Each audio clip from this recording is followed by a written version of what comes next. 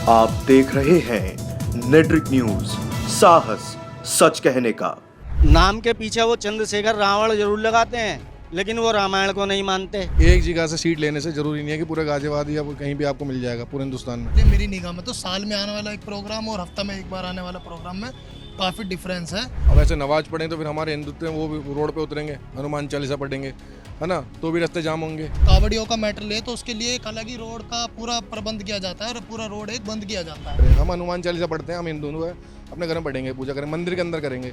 आपको नमाज पढ़नी है ईदगाह में करो, अपने घर में पढ़ो, कहीं भी पढ़ो, रोड पे मत उतारो। चंद्रशेखर जी मुझे नहीं लगता कि गाजियाबाद से किसी को खड़ा करेंगे और वो यहाँ से जीत जाएंगे। तो ये चंद्रशेखर तो सिर्फ एक समुदाय को भड़काने वाली बात है। क्या नाम है आपका? मेरा नाम ऋतिक ढिलोर है। उपचुनाव से पहले जो चंद्रशेखर आजाद है, भीम आर्मी के राष्ट्रीय अध्यक्ष, उन्होंने एक बयान दिया है। बयान में कहा है कि जब कावड़ यात्रा निकलती है तो 13 दिन के लिए या 15 दिन के लिए रास्ते बंद रहते हैं। जब नमाज होती है, बकरा ईद आती है, सड़क पर अगर 5 मिनट की नमाज हो जाए, रास्ते बंद हो जाए, तो क्या समस्या होगी? तो सहमत है आप उनके बयान से? जी, हम उनके बयान से सहमत नहीं है। सहमत होने का नहीं होने का ये कारण है कि उनके सहमत नहीं होने का हमारा ये कारण है कि पार्टी जो कावड़ियों का जो मैटर है वो साल में एक बार आता है, और जो जुम्मा जो मतलब ये पढ़ा जो जाता है, नमाज जो पढ़ा जाता है, वो एक हफ्ते में एक बार आने वाला प्रोग्राम है। तो इसमें मतलब हफ्ते में भीड़ की संख्या का वैसा मैटर भी हो सकता है। तो इसलिए मेरी निगाह में तो साल में आने वाला एक प्रोग्राम और हफ्ता में एक बार आने वाला प्रोग्राम में काफ़ी डिफरेंस है, और ये मेरी निगाह में सही नहीं है। या जब हम सेकुलर देश हैं तो हम एक वर्ग के लिए ज़्यादा कुछ क्यों करें? दूसरे वर्ग को भी अगर हम एक वर्ग को दे रहे हैं तो दूसरे वर्ग को भी देना चाहिए। आप सहमत हैं इस बात से? आप देखो, उत्तर प्रदेश तो खैर सभी के लिए है, कोई एक हिंदुत्व के लिए तो नहीं है, सभी का ही है ये देश भी अपना। पर इसमें एक साल का वाला मैटर आ रहा है, एक हफ्ते में एक बार वाला मैटर आ रहा है। इसके लिए नमाज की जगह भी हैं, मस्जिदें भी हैं, सब चीज़ हैं। उस चीज़ के ऊपर जो घर में भी पढ़ी जा सकती है। हाँ, नमाज एक घर में ही पढ़ी जा सकती है। कहीं एरिया कोई एक ऐसा एरिया भी होता है जहाँ शांत बैठ कर आराम से हो भी सकता है। आपने देखा भी होगा, पहले एक ऐसा मैटर भी हुआ था जिसमें रोड पर नमाज पढ़ी जा रही थी और वो उसमें जाम का भी काफ़ी चीज़ का दिक्कत हो रहा था। अगर उसका कावड़ियों का मैटर ले तो उसके लिए एक अलग ही रोड का पूरा प्रबंध किया जाता है और पूरा रोड एक बंद किया जाता है। ठीक है।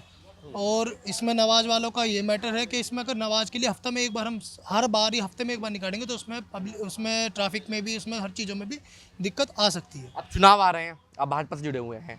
गाजियाबाद से भीम आर्मी के राष्ट्रीय चंद्रशेखर आजाद अपने प्रत्याशी उतारेंगे। सबसे पहले तो मुझे आप ये बताएं, आप लोग चुनौती मानते हैं नहीं मानते हैं? जी नहीं, गाजियाबाद से तो बिल्कुल मैं उपेक्षा कर ही नहीं सकता कि अब भारतीय जनता पार्टी के अलावा कोई और इस पार्टी में आ सकता है, इस पार्टी के अलावा कोई और जीत सकता है। भाई साहब 1.5 लाख वोटों से जीते हैं, आपके प्रधानमंत्री के जितने वोटों से अंतर से जीते हैं वो। जी जी, ये बात आपकी ठीक है, पर गाजियाबाद में भारतीय जनता पार्टी जैसे कार्यकर्ता, मजबूत कार्यकर्ताओं के, उससे मुझे नहीं लगता कि यहाँ पर कोई सीट अपनी निकाल सकेगा भारतीय जनता पार्टी के अलावा। चंद्रशेखर आजाद को चुनौती नहीं मानते गाजियाबाद के लिए? जी नहीं, मैं बिल्कुल नहीं मानता। चंद्रशेखर जी मुझे नहीं लगता कि गाजियाबाद से किसी को खड़ा करेंगे और वो यहाँ से जीत जाएंगे। ठीक है। आपका क्या नाम है? मेरा हर्षराम नाम है। हर्ष भाई, मुझे आप एक बार बताइए, मैं तमाम लोगों से बातचीत करी, बयान है चंद्रशेखर आजाद का, जब कावड़ियों के लिए 13 से 15 दिन रास्ते बंद हो सकते हैं, तो नमाज के लिए ईद पे जो नमाज होती है, बकरा ईद पे 5 मिनट के लिए रास्ते बंद हो, तो क्या समस्या होगी फिर इसमें? देखो, ये जो नमाज है ये हफ्ते में एक या 2 बार पढ़ने वाली चीज़ है। अब ऐसे नमाज पढ़ें तो फिर हमारे हिंदुत्व में वो भी रोड पे उतरेंगे, हनुमान चालीसा पढ़ेंगे, है ना, तो भी रास्ते जाम होंगे।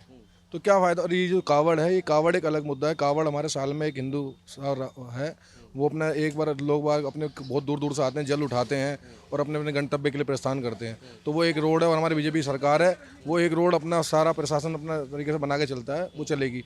अब ये जो नमाज है, नमाज तो हर हफ्ते पड़ेगी, तो कहाँ से प्रशासन इनके लिए हर बार हफ्ते में आएगा? ईद पे पढ़ो, ईद हम साल में मानते हैं, ईद साल में आपकी ईद 2 बार आती है। प्रशासन तो ईद पे भी नहीं करने देता उनको नमाज? नहीं, प्रशासन को अब नहीं करने देता। खूब ईद के बाहर आप जाके देखो, मस्जिदों के बाहर सड़कों पर नमाज नहीं होती है। सड़कों पे नहीं होगी ना, सड़कों पे थोड़ा ना हाईवे उतार देंगे नमाज पढ़ने के लिए। भाई ईद है, आपकी ईद है, ईदगाहें जो हैं वहाँ पर पुलिस प्रशासन पूरा सपोर्ट करता है, बीजेपी सरकार फुल सपोर्ट कर रही थी। सड़कों पर होती थी आई थिंक पहले बेशक होती थी, पर उनसे क्या फायदा होता था? भाई किसी के चोट लग रही है, किसी कुछ हो रहा, फिर उन्हीं समुदाय के बीच में ये समुदाय भिड़ रहा है। फिर उधर हिंदुत्व, वो भी हनुमान चालीसा पढ़ेंगे रोड पर, हफ्ते में एक बार हम मंगलवार आता है, हम भी हनुमान चालीसा पढ़ देंगे। मतलब भेदभाव की स्थिति पैदा हो जाती है फिर। तो ये सब चीज़ें ना करें, ये सब चीज़ें अपने अपने धर्म में अपने अपने घर पर बैठ के करें। हम हनुमान चालीसा पढ़ते हैं, हम हिंदू है, अपने घर में पढ़ेंगे, पूजा करें, मंदिर के अंदर करेंगे। आपको नमाज पढ़नी है ईदगाह में करो, अपने घर में पढ़ो, कहीं भी पढ़ो, रोड पे मत उतारो रोड। और ये रही भोलेनाथ की, ये भोलेनाथ की बारात है, कांवड़ तो आएगी साल में एक बार आती है और वो जाएगी पूरी। मैं खुद भोलेनाथ का भक्त हूँ, 10वीं बार डाक कांवड़ लेके फिर जा रहा हूँ दोबारा।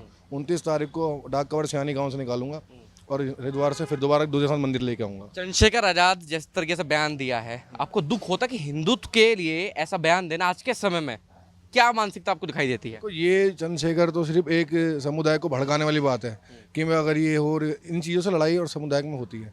ऐसे हिंदू बिखर जाएंगे, समुदाय खुश भी तो होता है। एक समुदाय खुश रहा, दूसरा समुदाय कर रहा है, तो दूसरा किस में हो रही है? हिंसा हो रही है ना एक तरीके की। तो ये तो हिंसा फैलाने वाले काम है, तो ऐसी हिंसा को ना फैलाएं। और कावड़ अपनी जगह चलेगी, अपने अपने घरों में नमाज पढ़ें और अपने घरों में हनुमान चालीसा पढ़ें। हम तो ये मेरा आखिरी सवाल आपसे ये है, जैसे उपचुनाव होने वाले हैं, अब चंद्रशेखर आजाद की पार्टी का कोई प्रत्याशी यहाँ से आएगा, आप उसको चुनौती मानते हैं गाजियाबाद के लिए? नहीं मानते हैं? नहीं मानते, कोई चुनौती नहीं है। एक जगह से सीट लेने से जरूरी नहीं है कि पूरे गाजियाबाद या कहीं भी आपको मिल जाएगा पूरे हिंदुस्तान में। ऐसा कोई नगीना जीत गए, नगीना से आपने भड़काया, मुस्लिम समुदाय का वोट है, आपने मुस्लिमों को भड़का के अपने वहाँ वोट जीत लिया। ऐसे नहीं कि हर जगह मिल जाएगा। और गाजियाबाद में तो मतलब ही नहीं है कि मुश्किल से 5-4 वोट ले लो, उससे ऊपर नहीं जीत पाओगे। इतने कम वोट मिलेंगे उनके प्रत्याशी को यहाँ पर? जिस तरीके से मिलेंगे वही, और कोई वोट नहीं देगा यहाँ पे। गाजियाबाद पूरा बीजेपी गढ़ है। बीएसपी की जो लीडर हैं मायावती जी, वो भी राजनीति करी हैं, 4 बार के मुख्यमंत्री हैं, उनके कभी बयान सुने आपने ऐसे? नहीं, उन्होंने कभी ऐसा बयान नहीं दिया।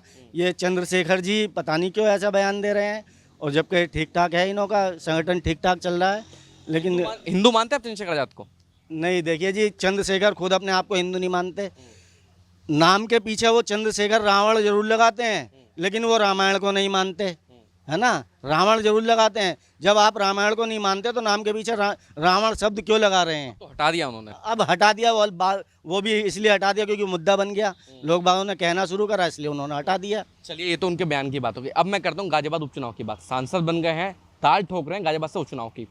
भाजपा को टक्कर दे पाएंगे जितने भी प्रत्याशी हैं, जो पिंकी चौधरी हैं या बीएसपी है या एएसपी है और आपकी समाजवादी पार्टी है, कांग्रेस है। अभी तो हालांकि डिसाइड नहीं हुआ कौन प्रत्याशी होगा।